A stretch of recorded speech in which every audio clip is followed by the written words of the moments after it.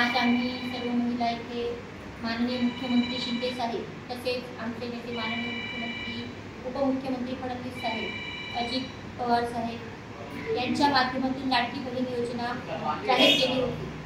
या योजनेवर बऱ्याच विरोधकांनी शंका उपस्थित केल्या होत्या, परंतु आज देशभरात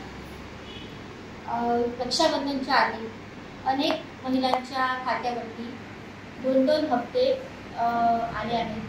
तसेच असे 2 महिन्याचे पैसे जमा झाले आहेत। त्याबद्दल भारतीय जनता पार्टी मालवण मोर्चा वतीने आम्ही महिला आघाडीकडून महायुती सरकारचे आभार मानतो।